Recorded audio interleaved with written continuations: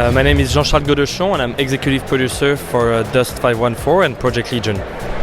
One of the biggest news coming out of EVE Fanfest this year is Project Legion. Can you give us some info on this new project? Yes. Project Legion is basically a prototype, an early development prototype that is based on the vision of having an underground, first-person experience in New Eden, the world of EVE Online.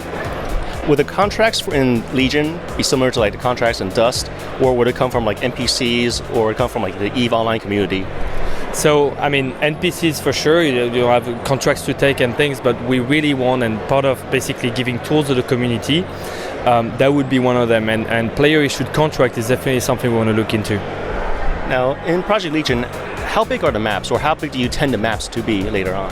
They're really big, and so far we haven't used the whole size of the maps, and we really very much intend to do so on especially the sandbox areas that I talked about during the keynote.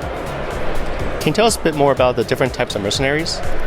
Yeah. Well, like you've got your usual suspects, it's like kind of on a heavy, medium, and light frame, and then you have different ways to customize that, so that creates actually a lot of variety on the battlefield. Now, with the different types, are they similar to like the Valkyrie, where the Valkyrie had different roles and every role has different weapons? For the mercenaries, would it be weapons across them, or would it be like the Valkyrie roles where one type cannot use the weapons from another type?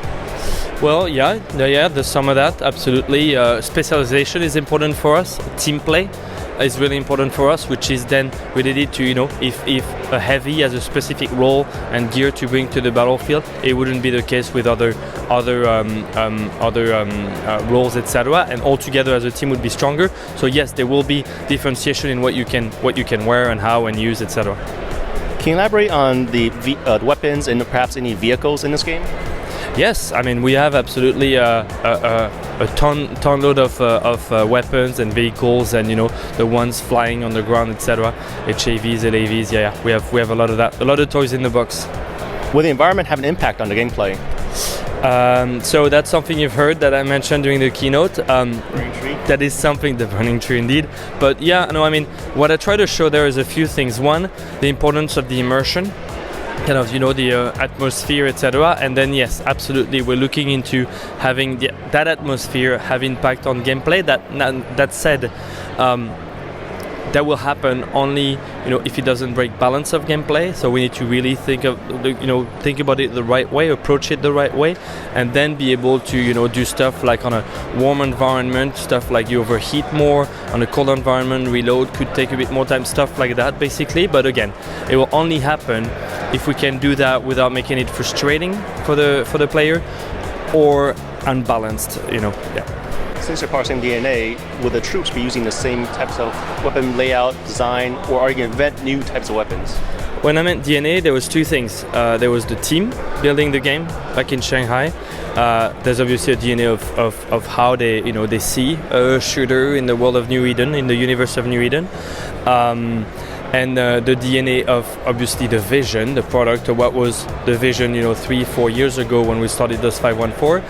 Obviously, that is still the idea or the vision of a underground, a first-person shooter in New Eden, and that's the DNA I was talking about. Can Dust 514 players use their character in Project Legion? So, touching on migration, I guess. So what I've announced today, which is really important, is at CCP we don't leave players behind, and if they want to follow us into Project Legion, if it ever becomes a product, not sure what happens behind me, it's FanFest, but if they ever want to bring their stuff, they'll keep their identity, who they are, player names, and what they have, what they collected and things, what's applicable to obviously the new experience or an updated experience, they'll be able to bring all that with them. And why did you choose PC architecture for Project Legion? Well, going to PC was a natural fit for CCP as a whole. That's a strong, talking about DNA, that's in the DNA of the company. We're extremely proud of Dust 514 on PS3.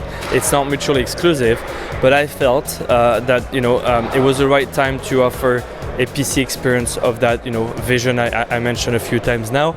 That was basically the main reason. And would Project Legion be a free-to-play product, or would it be like Dust 514, or would it be more like EVE Online, where it's subscription, or Plex? The thinking right now is free-to-play. Is to remain free-to-play, absolutely. And we actually have a few ideas on how to make a really strong experience as free-to-play, a non-frustrating one as much as possible. There's actually a few novelties which I think will make that model a really successful one.